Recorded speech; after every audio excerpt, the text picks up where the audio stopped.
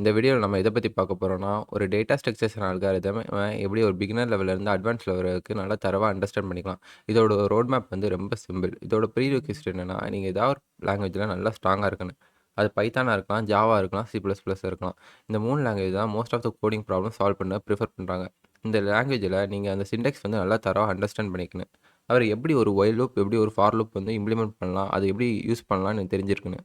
அவர் அட்வான்ஸாக நீங்கள் ரொம்ப படிக்கணும்னா, நீங்கள் ஃபங்க்ஷன்ஸ் பற்றி படிச்சிருக்கணும். ஏன்னா ஃபங்க்ஷன்ஸ் யூஸ் பண்ணி மோஸ்ட் ஆஃப் த ரிகர்சிவ் ப்ராப்ளமும் நம்ம சால்வ் பண்ணுவோம். இதில் பாப்புலராக நிறைய டேட்டா ஸ்ட்ரக்சர்ஸ் இருக்குது. Hash map, hash set, queue and stack. Hash map எதுக்கு யூஸ் பண்ணோன்னா, ஒரு வேல்யூவை வந்து கீ வேல்யூ பேராக ஸ்டோர் பண்ண, அந்த கீ வந்து எப்பவும் யூனிக்காக இருக்கிறனால நம்ம ஈஸியாக வந்து ஆக்சஸ் பண்ணிக்கலாம் அந்த டேட்டாவை. அந்த வேல்யூ வந்து எப்படி வேணும் டூப்ளிகேட்டாக இருக்கலாம். ஹேஷ் செட் இதில் யூஸ் பண்ணோன்னா, ஹேஷ் செட்டில் எப்போ ஒரு வேல்யூ வந்து உங்களுக்கு டூப்ளிகேட்டாக இருக்கக்கூடாதோ அந்த கண்டிஷனில் எல்லாமே நம்ம யூஸ் பண்ணுவோம். கியூ வந்து ஃபர்ஸ்ட் இன் ஃபர்ஸ்ட் அவுட் பிரின்சிபலை ஃபாலோ பண்ணும். அப்படின்னா என்னென்னா, ஒரு எலிமெண்ட் ஃபஸ்ட்டாக வருதா அந்த எலிமெண்ட் தான் கடைசி ஃபஸ்ட்டாக வெளியே போகும்.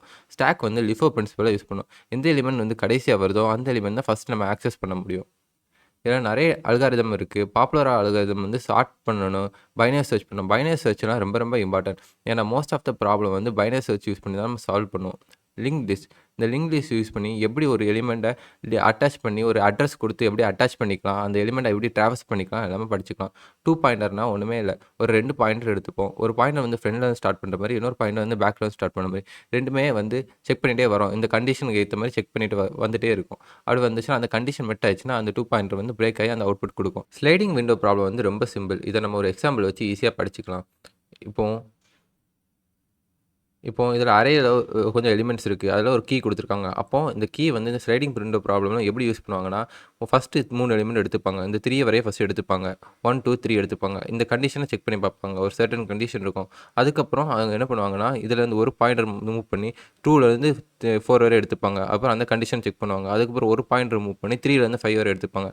அப்படி இந்த செட் ஆஃப் வேல்யூஸை எடுத்து செக் பண்ணுற பேர் தான் ஸ்லைடிங் விண்டோ. தேங்க்ஸ் ஃபார் வாட்சிங் திஸ் வீடியோ.